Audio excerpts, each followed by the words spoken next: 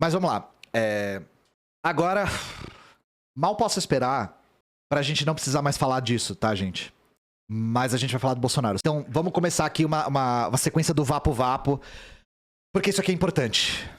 Então, primeiro eu queria dizer uma coisa. Crescente abatimento de Bolsonaro preocupa amigos e aliados. Eu só quero dizer uma coisa. Eu fico muito triste, cara, desaberto, filho da puta! Eu fico muito triste com o abatimento do Bolsonaro. Muito. A tristeza tomou conta do meu ser nesses últimos dias. Que tristeza. Que tristeza. Chico Alves. É cada vez maior a preocupação de amigos e aliados com o abatimento demonstrado pelo presidente Jair Bolsonaro. Desde a derrota no segundo turno da eleição, vencida por Lula, ele vem demonstrando comportamento passivo, sem a energia ou as explosões de fúria que sempre foram características. E a questão é, não vão achando que o Bolsonaro tá abatido porque ele perdeu as eleições e não vai conseguir recuperar o patriotismo no Brasil. Ele tá abatido porque ele vai perder o foro privilegiado e vai ser preso, tá? É por isso. É só porque ele vai perder o foro privilegiado e ele não está preparado para viver num mundo no qual ele não tem foro privilegiado. É só isso. Eu quero um segundo de apreciação pra esse semblante aqui, ó.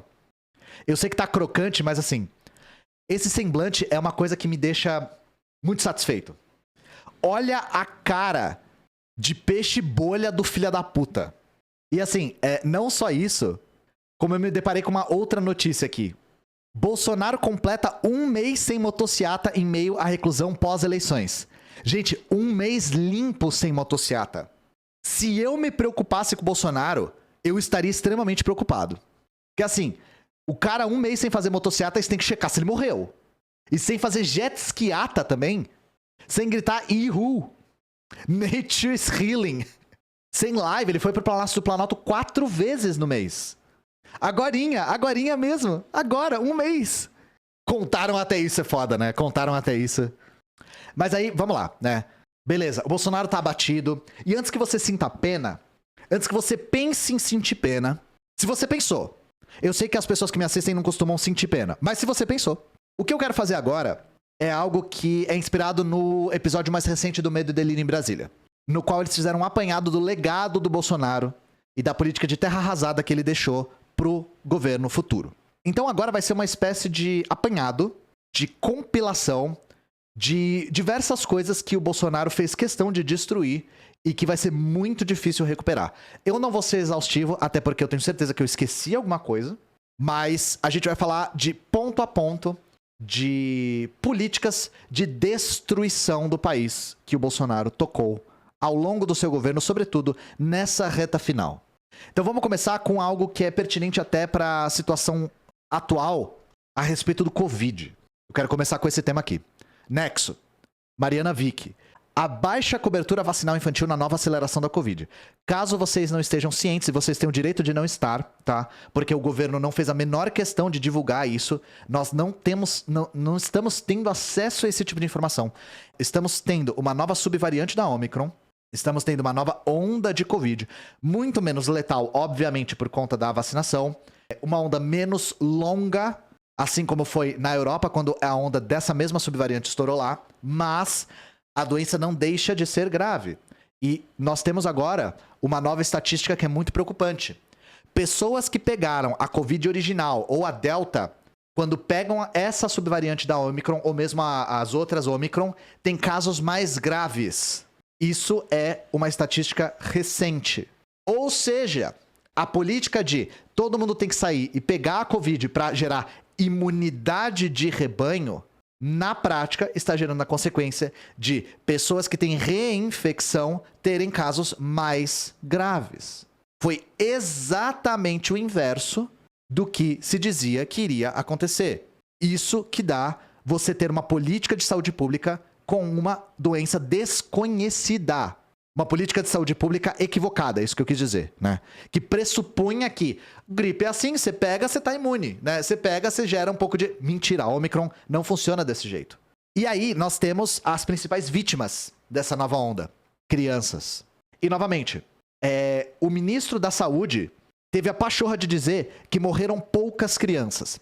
Eu quero que o senhor ministro da Saúde me diga quantas crianças mortas é aceitável para ele. Porque pra mim, eu tenho um número de crianças mortas aceitável, tá, gente? 0. Pra mim, esse número é aceitável. Aí, dava pra ser 0? Dava pra ser muito próximo de 0. Dava pra ser muito próximo. Se o Brasil tivesse feito uma política de vacinação infantil adequada e na hora certa.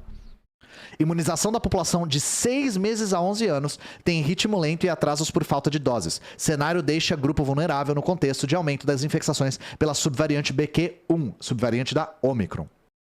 Apesar da liberação da Anvisa de vacinas da Pfizer e da Coronavac contra a Covid-19 para bebês e crianças até 11 anos, a imunização desses grupos está atrasada e lenta no Brasil, a despeito da capacidade do sistema de saúde de aplicar milhões de doses por dia. A falta de vacinação expõe esses grupos a efeitos graves da Covid-19 em um momento da nova aceleração da doença no país. Desde que o Brasil identificou a circulação da BQ.1, nova subvariante da Omicron, em outubro, as infecções voltaram a crescer em diversos estados e incentivaram governos locais a retomarem restrições. Segundo dados do vacinômetro do governo federal, 70% das crianças de 5 a 11 anos receberam a primeira dose da vacina contra a Covid-19 no Brasil, enquanto 50% receberam a segunda. Isso é baixíssimo, tá? Principalmente para uma doença como a Covid.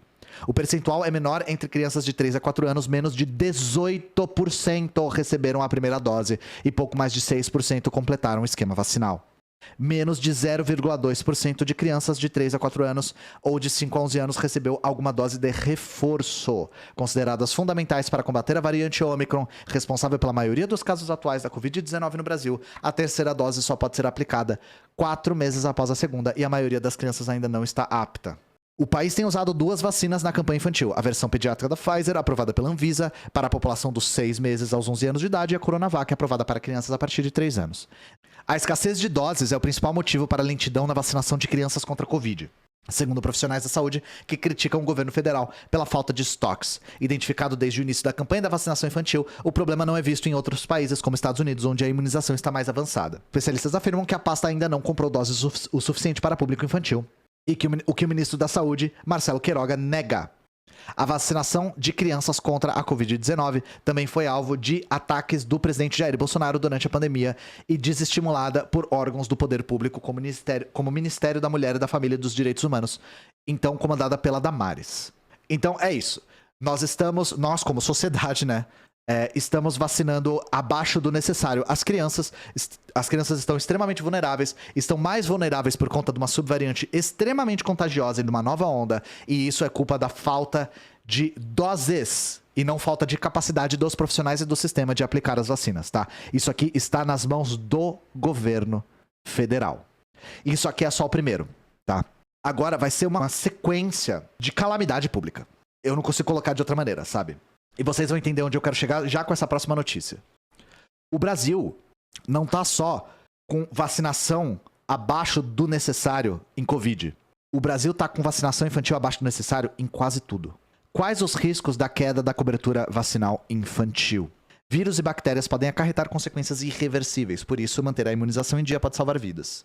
De acordo com a OMS e a Unicef, 25 milhões de crianças estão com as vacinas atrasadas e o Brasil está entre os 10 países com a maior quantidade de crianças não imunizadas. Esses números vêm deixando a população, em especial os pequenos, mais vulneráveis a doenças que já estavam eliminadas no país, como pólio e sarampo. No último ano, apenas 68% das crianças foram vacinadas com a BCG, 69% com a paralisia infantil, 78% com a primeira dose da vacina tríplice viral contra sarampo, cachumba e rubéola. O ideal seria uma adesão acima de 90%. Gente, a cobertura vacinal do governo Bolsonaro está abaixo do necessário há anos. Isso aqui é realmente uma situação de calamidade que o Brasil não precisava estar passando. Acreditar isso só a Covid fez as pessoas ficarem em lockdown e as pessoas pararam de se consultar com o pediatra. Isso aqui é mentira, tá, gente? Isso aqui também é política pública. As vacinas ficaram atrasadas. As próprias doses não foram distribuídas.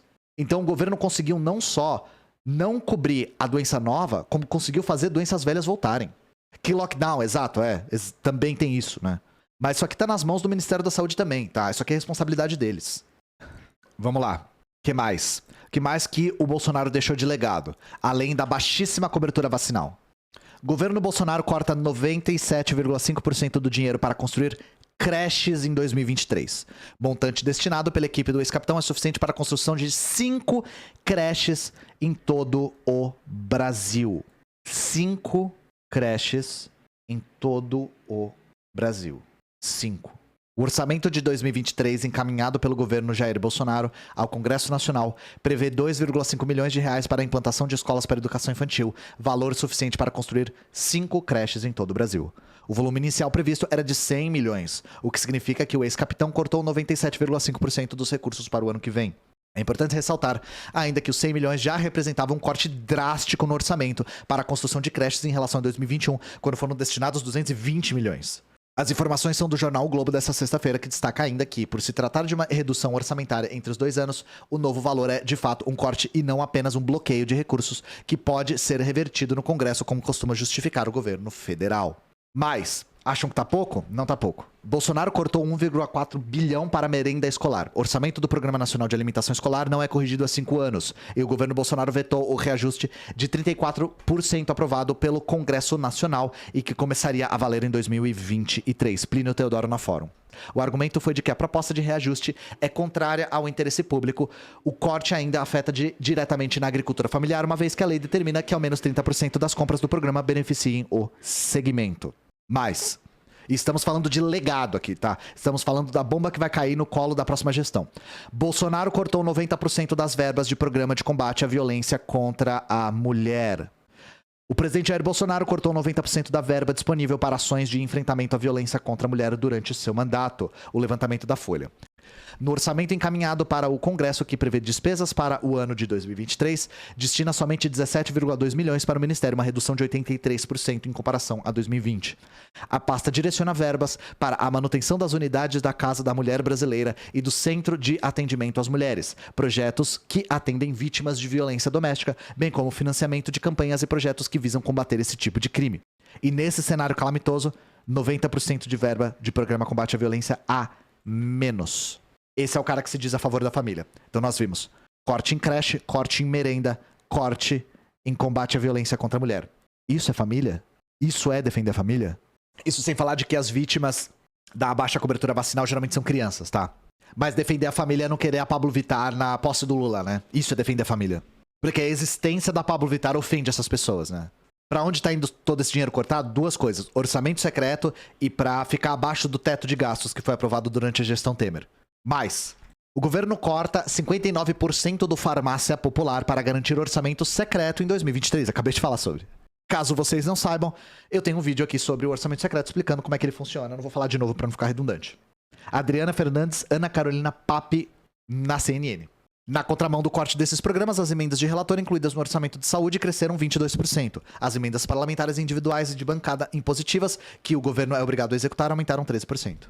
Parcela gratuita do Farmácia Popular é voltada para medicamentos de asma, hipertensão e diabetes. Vamos para uma outra seara aqui. Algo muito sério no Brasil que a gente conversou pouco sobre esse ano. Saneamento básico. O orçamento do governo Bolsonaro para 2023 prevê menos investimento em saneamento básico, área crítica no Brasil. Estudo da Public Services mostra que a reestatização que mais aconteceram nos últimos anos no mundo foram do setor de serviços ligados ao saneamento básico. O orçamento para 2023 proposto por Jair Bolsonaro prevê que o governo federal vai investir em saneamento básico no ano que vem cerca de 14 milhões. É menos do que 20 milhões que cada deputado da base ganhou do orçamento secreto nesse ano para enviar a seus redutos. Há um visível descaso do presidente Jair Bolsonaro e de seus aliados com o setor de saneamento básico no país. Agora, candidato ao governo de São Paulo, Tarcísio de Freitas, ex-ministro da Infraestrutura, tem indicado que pretende tentar privatizar a Sabesp, que é a distribuidora de água e responsável pelo saneamento em São Paulo, caso vocês não saibam. Ao contrário do que o candidato ao governo de São Paulo e aliado de Bolsonaro, Tarcísio de Freitas, quer fazer com a Sabesp, um levantamento de base de dados internacional divulgado pela Public Services, mostra que as reestatizações que mais aconteceram nos últimos anos no mundo foram do setor de serviços ligados ao saneamento básico, como tratamento de esgoto e fornecimento de água. Então é isso. 14 milhões para o país inteiro investir em saneamento básico a nível federal. 14 milhões para o país todo. Mas Bolsonaro arma bomba para o verão ao secar verba de prevenção a desastres. Leonardo Sakamoto na UOL. Não há dinheiro para contenção de encostas nem para prevenção de desastres no Brasil. O aviso foi dado nesta quinta-feira, dia 1º, em coletiva de imprensa pelo senador Randolph. Ou seja, Jair Bolsonaro armou uma bomba para explodir com as chuvas de verão. Mais cedo, em sua conta de Twitter, Randolph havia afirmado que os recursos para as ações de resposta a desastres no Brasil estão quase zerados e que vidas de milhões de brasileiros foram colocadas em risco. E que as vítimas do deslizamento de terra na BR-376 em Guaratuba, Paraná, não eram só consequência de um desastre natural, mas da ausência de investimento em políticas de prevenção. Até o momento, o deslizamento que arrastou carros e caminhões deixou 2 pessoas mortas e 30 desaparecidos. Nesse ano, contudo, as energias de Jair Bolsonaro foram destinadas a ações que lhe garantissem votos, como transferência de dinheiro e pagamentos de vouchers. Se ganhasse, correria para tentar consertar o orçamento fictício que enviou ao Congresso. Se perdesse, dane-se. Afinal, acredita que a culpa pelos mortos das chuvas a partir de janeiro será de Lula. Isso aqui que eu falei. Isso aqui o Sakamoto falou muito bem. Se ganhou, corre para consertar. Se perdeu, foda-se. Deixa no colo do Lula. Se alguma coisa ruim acontecer, a culpa é dele. A gente já tinha falado sobre isso aqui. Tudo que é culpa do orçamento que foi aprovado no governo Bolsonaro vai se passar a ser culpa da gestão Lula em 2023. E nada disso aqui, toda vez a gente fala isso, gente. Quando rola deslizamento, quando rola algum tipo de desastre envolvendo chuvas, isso não tem nada de natural. O ano inteiro, as pessoas especialistas nesse tipo de desastre falam, vai acontecer, vai acontecer, vai acontecer, vai acontecer. Acontece e falam assim, desastre natural. Não tem nada de natural. É descaso mesmo, tá? Mas, governo reduz 91,5% das verbas para habitação em 2023. Corte nas verbas destinadas a projetos habitacionais pode decretar fim do programa Casa Verde e Amarela. Câmara de Construção Civil fala em inviabilizar todo o setor. Marcelo Mena Barreto, esta classe. Parlamentares de oposição trabalham com 2 hipóteses não excludentes. Bolsonaro, caso reeleito, vai abdicar de vez de gerir o orçamento, se rendendo ao orçamento secreto do Centrão ou apresenta um orçamento de um derrotado para atrapalhar o seu sucessor. Mais ou menos o que o Sakamoto falou, um pouco diferente, né? Mas a ideia de entregar o orçamento escroto para o próximo sucessor, que é uma coisa assim, é coisa de sociopata, sabe? Porque é um nível de foda-se esse país, eu só quero que quem me venceu se foda. Enfim, né? O impacto do corte de verbas também será sentido na construção civil, setor que mais gerou emprego nos últimos meses e contribuiu para a recente alta de 1,2% do PIB, comemorado pelos ministros de Bolsonaro. Técnicos do próprio governo já falam que anúncios do Casa Verde e Amarela previstos para esse ano, até a eleição, poderão ser suspensos. Grandes empresas de construção atuam nesse segmento. Paradoxalmente, dados do PIB divulgados nesta quinta-feira registram que a construção civil cresceu 10,5% nos últimos 12 meses. Novamente, crescer 10,5% nos últimos 12 meses não é surpreendente, visto a crise que nós entramos na pandemia. Crescimento em porcentagem depois da crise da pandemia não é surpreendente, gente. Aqui eu só vou ler até a chamada. Milhões sem teto versus imóveis comprados com dinheiro vivo. Vocês já sabem do que isso aqui se trata, né? Isso aqui se trata da questão da família Bolsonaro ter comprado 51 imóveis com dinheiro vivo. Não acabou, tá, gente? Bolsonaro tem recordes de destruição do meio ambiente, mas usa dados para enaltecer o seu governo. O presidente destacou queda de 32% no desmate da Amazônia, mas não citou o aumento da destruição acumulada ao longo da gestão. Especialistas apontam ainda outros dados distorcidos sobre vegetação nativa e mais pontos. Dados citados pelo presidente Jair Bolsonaro sobre o meio ambiente durante o discurso na Organização das Nações Unidas estão longe de traduzir a realidade ambiental e ignoram recordes e avanços da destruição registrados sob a atual gestão. Isso aqui é 2021, inclusive. Mas não deixa de ser pertinente. Porque uma vez destruída não se reconstrói, né? A coisa já está destruída.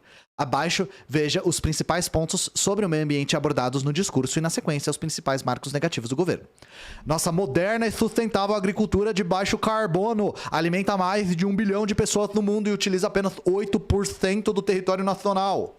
Percentual de aproximadamente 8%, trata-se apenas de lavouras. Na visão dos ambientalistas, a defesa desse ponto é controversa, porque ignora que o Brasil tem 245 milhões de hectares em uso agropecuário, o que inclui também áreas dedicadas ao gado e que equivale a 29% do país. Especialistas ainda ressaltam que a agricultura brasileira não é referência em sustentabilidade. Tem indicadores ruins de desigualdade, clima, pesticidas e manejo de fertilizantes. O Brasil, por exemplo, é o terceiro país com mais uso absoluto de agrotóxicos do mundo, muito em responsabilidade do Temer e do Bolsonaro. Então isso aqui está destrinchando o discurso dele na ONU em 2021. Mas só queria salientar aqui outro ponto, né?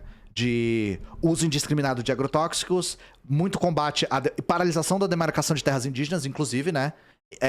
Não só a paralisação, como uma retórica dizendo que tem terras indígenas demais no Brasil e isso freia o progresso. Mesmo a retórica da Cátia Abreu que a gente falou mais cedo. A tendência de crescimento do desmatamento. Em números absolutos, na era Lula, o desmatamento foi maior? Sim, só que a tendência era de diminuição. E a menor foi na era Dilma. Depois do Temer, começou a subir de volta. No Bolsonaro, disparou. Então a questão é a gente observar a tendência, tá? A tendência. Mas não acabou. Bolsonaro corta verbas de pesquisas em saúde, agronegócio e outras áreas em universidades. Anúncio do corte veio após o recuo do governo em anunciar o bloqueio das verbas de custeio da educação. Felipe Mendes no Brasil de Fato. O recuo do governo Jair Bolsonaro em bloquear o orçamento de custeio das universidades, eu vou falar disso daqui a pouco, foi, de certa forma, um alívio para as instituições. Porém, uma outra decisão publicada em 6 de outubro no Diário Oficial da União mostra que o ataque à educação continua. Foram bloqueados 616 milhões do orçamento do Ministério da Ciência, Tecnologia e Inovações destinados a atividades de pesquisa nas universidades públicas. Isso porque a gente nem entrou no mérito dos cortes da CAPES e do CNPq. Os cortes atingem dezenas de projetos essenciais para o avanço científico e tecnológico do país, nas mais diversas áreas, que ficam definitivamente cancelados. Foram cortados, por exemplo, 30 milhões para o fomento a projetos institucionais de pesquisa no setor da saúde. A área de fomento e pesquisa e desenvolvimento das áreas básicas e estratégicas sozinha sofreu um corte de 177 milhões. Mesmo áreas que o governo Bolsonaro afirma serem prioritárias vão sentir na pele a nova canetada. O fomento a projetos institucionais para pesquisa no setor de agronegócio sofreu corte superior a 27 milhões. Já o fomento a projetos institucionais para pesquisa no setor de petróleo e gás natural foi vítima de um corte de 88 milhões. Quem produz ciência e tecnologia é o setor público. Aí, só esclarecendo o que esse outro artigo mencionou de passagem. Isso aqui foi ontem. Governo Bolsonaro recua de cortes de verbas das universidades federais. Renata Cafardo, no Estadão. O governo de Jair Bolsonaro recuou dos bloqueios de verba às universidades federais que havia sido feita na segunda-feira, 28. As instituições passaram a ter os recursos disponíveis em seus sistemas às 11 dessa quinta-feira, dia 1º. A medida havia travado cerca de 1,4 bilhão na área da educação, sendo 344 milhões de universidades. Segundo o Estadão apurou, os reitores, no entanto, temem que o dinheiro possa ser bloqueado novamente e correm para empenhá-lo. Ainda não há informações sobre a razão do desbloqueio. E tem uma outra questão, gente. Eu posso estar enganado, mas até onde eu sei, você disponibilizar o orçamento muito próximo de quando o ano vira, as universidades não conseguem gastar e esse dinheiro retorna para o Estado. Então, é uma maneira, digamos assim, de contingenciar pela prática. Eu lembro de ter visto alguns gestores de universidades federais falando a respeito dessa tática, de que eles bloqueiam e liberam dinheiro muito perto do ano virar, porque aí eles não conseguem gastar tudo e o dinheiro retorna. Então, é uma espécie de contingenciamento também. E assim, quem estuda em universidades federais esse ano viu a calamidade da situação. A UF está pela hora da morte, qualquer federal tá. As federais estão sofrendo muito. E se não gastar é cortado no ano seguinte, é verdade, é isso mesmo. E aí, para coroar, né? Recentemente nós falamos a respeito do dado do Banco Mundial sobre a redução da pobreza no Brasil em 2020. E que o governo Bolsonaro ficou se gabando, né? Os cabos eleitorais do Bolsonaro ficaram se gabando. Só que aí nós temos, primeiro, um censo super atrasado, porque o governo Bolsonaro no primeiro ano clamou que a Covid impediu o censo, o que é verossímil, mas no segundo ano ele, pra surpresa de ninguém, cortou o orçamento de pessoal em 90 e sei lá quantos %, então o censo ficou impedido, e nesse ano que o censo está sendo efetuado, ele está sendo feito, assim, a duríssimas penas. Duríssimas penas. Vai dar muito problema esse censo ainda. Mas nós temos novos dados do IBGE. Número de brasileiros na pobreza bate recorde em 2021, diz IBGE. Isso aqui é pra coroar. Esse é o grande legado do governo. Pobreza, miséria, sofrimento e fome. Thaís Augusto no UOL. O número de brasileiros na pobreza e extrema pobreza bateu recorde em 2021, no segundo ano da pandemia de Covid. Cerca de 62,5 milhões de pessoas eram consideradas pobres, 29,4% da população, segundo dados divulgados hoje pelo IBGE. Entre elas, 17,9 milhões, ou 8,4% da população, estavam em situação de extrema pobreza pelos critérios do Banco Mundial. Foram os maiores percentuais identificados pelo IBGE desde o início da série, em 2012. Com a definição de pobreza, o Banco Mundial considera em situação de pobreza pessoas que ganham até R$ 486 mensais per capita e em situação de extrema pobreza quem vive com 168 por mês. E aí eu quero que vocês pensem no orçamento da casa de vocês e pensem o que é no Brasil de 2022 168 reais por mês, tá? Mês. O IBGE também identificou que o rendimento domiciliar per capita caiu para 1.353 em 2021, o menor nível desde 2012. Então eu só queria coroar essa sequência com a consequência. Extrema pobreza. E isso aqui tem um impacto geracional, gente. não se resolve em 1, 2 anos, não se resolve nem em 4 anos. Quando a gente fala de política de terra arrasada, não é brincadeira. Sim, os 600 do Auxílio Brasil, que vai voltar a ser Bolsa Família, é um auxílio de fome. E me desculpa, eu não lembro qual o filho do Bolsonaro que fala, não sei se é o Eduardo. Ele fala, só se passa fome no Brasil quem quer. Só passa fome no Brasil quem quer. É só solicitar o auxílio, porque quem ganha 600 reais por mês, fome não passa. Gente, quem ganha 600 reais por mês, passa fome sim, dependendo da circunstância, tá? E aluguel, e luz, e gás. E se tiver mais gente na família? E roupa, e transporte. Não tem nada disso não? Você só come e existe? É isso a sua vida? Fora o remédio, agora que a farmácia popular não tem mais orçamento, né? E se precisar de creche, que tem que pagar creche particular? E se precisar? E aí, qual que é a recompensa do Bolsonaro, né, gente? O que o Bolsonaro vai ter de... Assim, como ele vai ser punido, né? Eu vou mostrar pra vocês. Arthur Lira concede a Bolsonaro a aposentadoria da Câmara. Renda vai superar 75 mil por mês. Isso aqui é a punição do Bolsonaro. Uma aposentadoria que vai garantir que ele ganhe 75 mil reais por mês. É isso. É 30 mil de aposentadoria, 75 mil no total. O presidente da Câmara dos Deputados, Arthur Lira, concedeu a aposentadoria parlamentar ao presidente Jair Bolsonaro a partir de 30 de novembro de 2022. O ato publicado no DOU dessa sexta-feira estabelece que Bolsonaro receberá proventos correspondentes a 32,50% do subsídio parlamentar, acrescidos de 20/35 da remuneração fixada para os membros do Congresso Nacional, o que deve superar um valor de 30 mil por mês de aposentadoria só.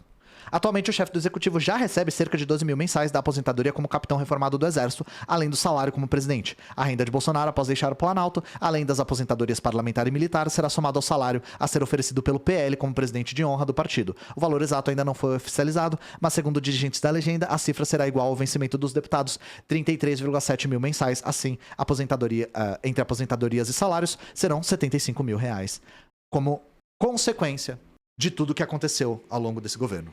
Se coloquem na minha situação e pensem se vocês conseguiriam comentar isso. Porque eu não consigo. Eu estou no limite. Eu quero me drogar.